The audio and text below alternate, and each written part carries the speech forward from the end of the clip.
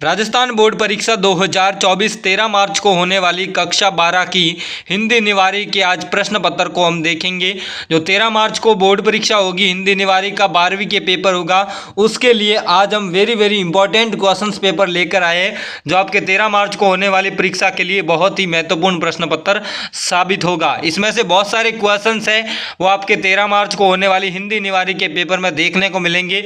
उच्च माध्यमिक परीक्षा कक्षा 12 senior secondary examination 2022 Hindi compulsory का ये पेपर है। 3 घंटा 15 मिनट 80 नंबर का ये पेपर रहने वाला है, हिंदी का पेपर है और 13 मार्च को होने वाली परीक्षा के लिए बहुत ही महत्वपूर्ण ये प्रश्न पत्र है। इस वीडियो को आप एंड तक देखें, सारे के सारे इंपॉर्टेंट क्वेश्चन सॉल्व करवाएंगे आज हम इस वीडियो में, जो आपके 13 मार्च को होने वाली परीक्षा के लिए बहुत ही महत्वपूर्ण है। 13 मार्च के पेपर में आपको ये प्रश्न है वो देखने को मिलेंगे। चलिए आज की इस वीडियो को शुरू करते हैं। सबसे पहले परीक्षार्थी के लिए सामान्य निर्देश है, उनको आप पढ़ लेना। हम सीधे क्वेश्चंस की ओर देखते हैं। यहाँ पर खंड अ में जो प्रश्न पूछा गया है कि निम्नलिखित बहुचयनात्मक प्रश्नों का उत्तर अपनी उत्तर पुस्तिका में देने, यानी बहुविकल्पी मल्टीपल चॉइस क्वेश्चन पूछे गए हैं। जहाँ पर आपको यहाँ पर पहला प्रश्न पूछा है कि तमाशबीनों की शाबाशी और वाह वाह पंक्ति में वाह वाह कौन करते हैं?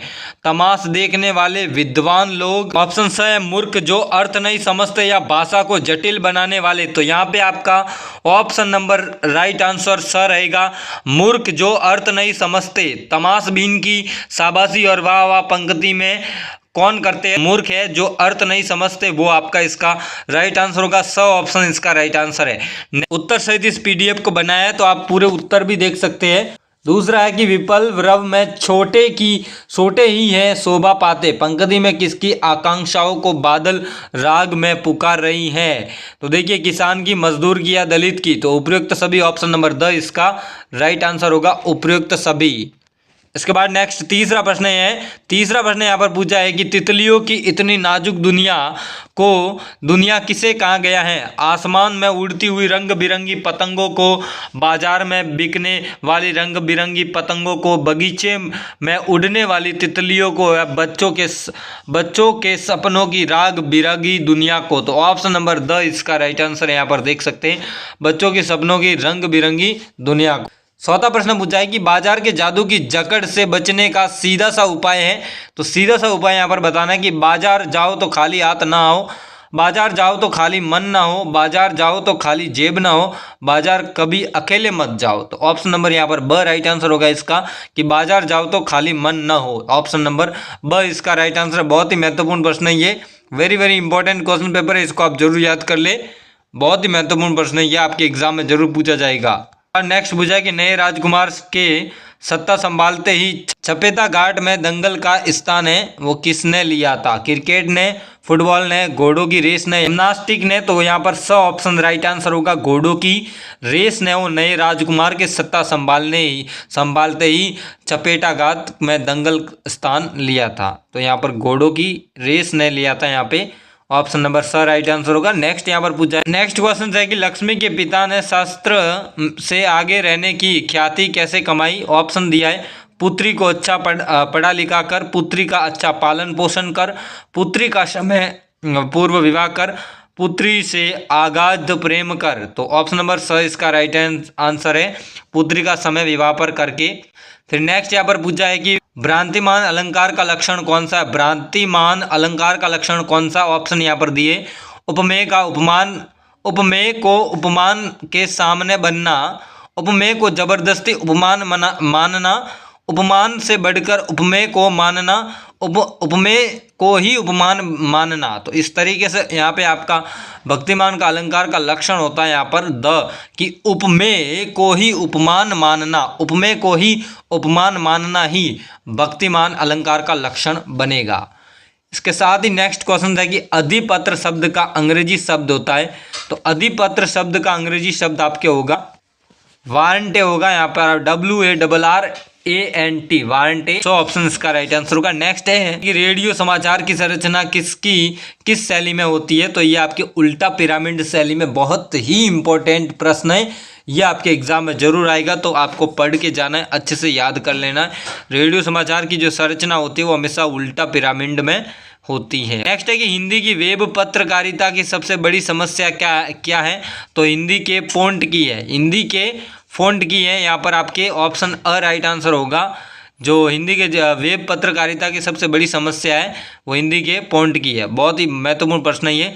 नेक्स्ट है कि यशोधर बाबू किसके आदर्शों पर चलते थे, तो ये कृष्णानंद पांडे के आदर्श पर है, वो यशोधर बाबू चलते थे। बहुत ही महत्वपूर्ण प्रश्न है ये भी आपके। फिर इसके साथ ही नेक्स्ट है कि सिंधु सभ्यता की खूबी उसका सौंदर्य बोध था, समाज पोषित, राज पोषित, धर्म पोषित या प्रकृति पोषित। Option number a right answer है, समाज पोषित इसका राइट आंसर होगा, ऑप्शन नंबर अ। नेक्स्ट है रेगिस्तान की पूर्ति करनी है आपको। रेगिस्तान की पूर्ति करने यहाँ पर पहला पूछा है कि नियोक्ता के लिए अंग्रेजी में खाली जगह शब्द का प्रयुक्त होता है। नियोक्ता का मतलब इंग्लिश में कहते हैं एम्प्लॉयर, EMPLOYER,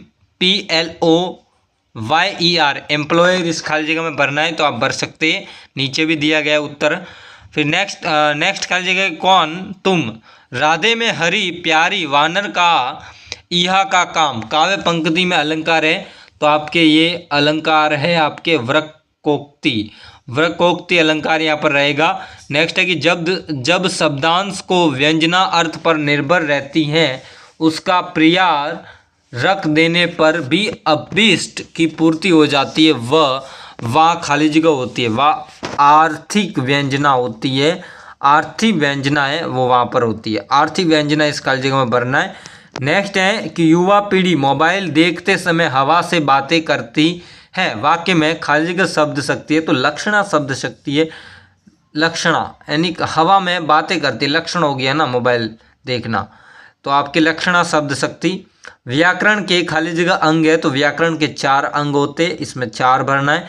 नेक्स्ट है कि किसी राष्ट्र के संविधान में मान्य शासन के कार्यों में प्रयुक्त तथा समस्त राष्ट्र में व्यवहार योग्य भाषा को खाली जगह कहते हैं तो राष्ट्रभाषा कहते हैं, इसमें राष्ट्रभाषा आएगा।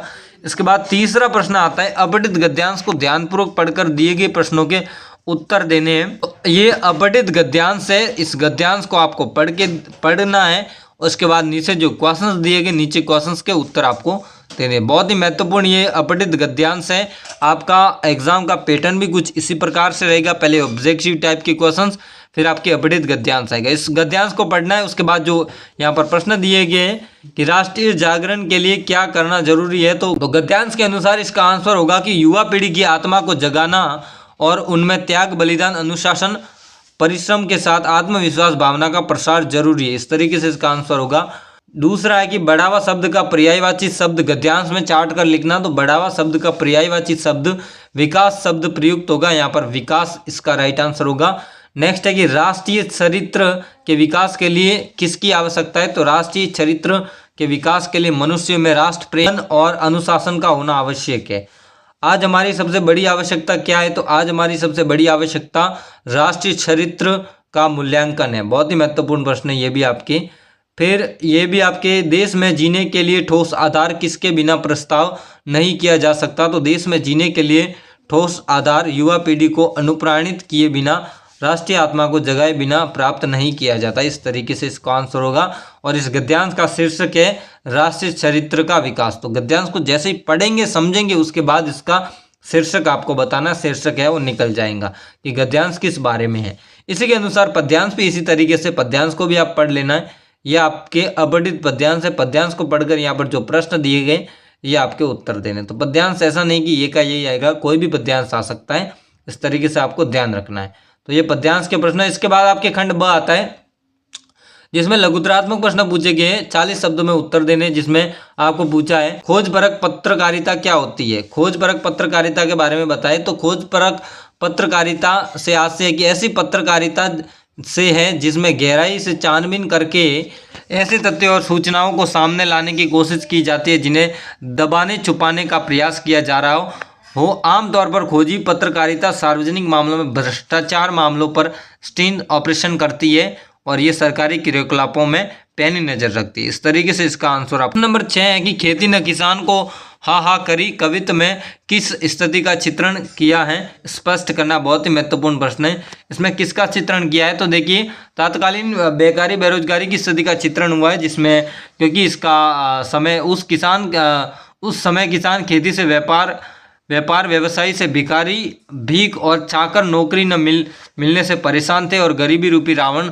सारा समाज व्यतीत दुखी और पीड़ित था। इस तरीके से इसका आंसर होगा। नेक्स्ट है कि भक्तिन की कहानी अधूरी है पर उसे खोकर मैं उसे पूरा नहीं करना चाहती, लेखिका ने ऐसा कब और क्यों कहा, समझा कर लिखना। तो इसको आप लिख सकते हैं जैसे भक्ति निर्दशा अपनी मालकिन की सेवा करने के लिए उसके साथ रहना चाहती थी। वह लेखिका के साथकार में जाना और अन्याय के खिलाफ बड़े लाट तक से लड़ने की उद्गत थी और एक प्रकार से वह अपने जीवांत और लेखिका के साथ निभाना चाहती थी। ऐसे ही आचरण एवं सेवा भाव को देखकर लेखिका ने कहा कि उसकी कहानी का पूरा उल्लेख करना संभव नहीं है। उसके बाद नेक्स्ट है कि कविता लेखन में लेखिका की सहायता मराठी शिक्षक कैसे करते थे। तो जब लेखक से कोई कविता बन जाती तो लेखक उसमें संशोधन हेतु शिक्षक के पास घर जाते थे और उसे देखते ही शिक्षक उन्हें शाबाशी देते थे। कविता शास्त्र पर लेखक को पूरा व्याख्यान देते हुए उसमें प्रयोग होने वाले भावों, भाषा शैली तथा रस अलंकार, छंद आदि का बोध कराते थे। वे उन्हें अलग अलग प्रकार के संग्रह देते थे। इस प्रकार इसका आंसर आप संपूर्ण देख सकते हैं। बहुत ही महत्वपूर्ण प्रश्न है। फिर नेक्स्ट 9वां प्रश्न है यहाँ पर कि डीकेजी हल्का की विशेषता बतानी है आपको, और इसके बारे में पूरी विशेषता बता सकते हैं। आपके सामने पूरा उत्तर दिया गया है। बहुत ही महत्वपूर्ण प्रश्न है ये भी आपके। फिर आपके खंड स आता है। खंड स में आपको प्रश्न संख्या 10 से 13, 60 से 80 वर्ड में इसके उत्तर देने, 14 एवं 15 लगभग 100 शब्दों में उत्तर देने। तो इस प्रकार 10वां प्रश्न है कि बगुलों के पंख कविता में वर्णित भाव कल्पना का प्रकाश डाली। तो आप डाल सकते हैं, इसमें बहुत ही महत्वपूर्ण प्रश्न है। इसके बाद इसका नेक्स्ट भाग है, उसको भी हम लेकर आएंगे थोड़ी देर में, वो भी वीडियो अपलोड करेंगे तो वो भी आप देख सकते हैं। यहाँ तक आपके 10 प्रश्न हो गए। उसके बाद नेक्स्ट क्वेश्चंस बड़े बड़े क्वेश्चंस है वो हम आपको बताएंगे। इसका पूरा प्रकाश डालना, पूरा इसका सौंदर्य का देख सकते हैं आप संपूर्ण तरीके से। बगुलों के पंख कविता का वर्णित भाव यहाँ पर देख सकते हैं, अच्छे से पढ़ सकते हैं। तो ये आपका संपूर्ण हिंदी निवारी का क्लास 12 का पेपर था जो हमने आपको संपूर्ण तरीके से बता दिया। बहुत ही महत्वपूर्ण ये प्रश्न पत्र था जो हमने आपको पूरे तरीके से बता दिया आंसर सहित। ऐसा ही पेपर आपके कुछ एग्जाम में पूछा जाएगा तो इस पेपर को आप जरूर तैयार करें। इस पेपर का PDF फाइल टेलीग्राम चैनल में मिल जाएगा। टेलीग्राम चैनल का लिंक आपको डिस्क्रिप्शन बॉक्स में मिल जाएगा, जहाँ से इस टेलीग्राम चैनल के माध्यम से इस PDF को प्राप्त कर सकते हैं आंसर सहित। बहुत ही महत्वपूर्ण प्रश्न पत्र है। इस भी आपके लिए हम ऐसे इंपॉर्टेंट क्वेश्चन पेपर लेकर आते रहेंगे, इसलिए आप हमारे चैनल को सब्सक्राइब करके रखें और पास में बेल आइकन को ऑल पे सिलेक्ट करके रखें ताकि हमारे आगे आने वाली वीडियो का नोटिफिकेशन आप तक पहुँच सके। तो चलिए दोस्तों, मिलते हैं किसी नए वीडियो में, तब तक के लिए जय हिंद, वंदे मातरम।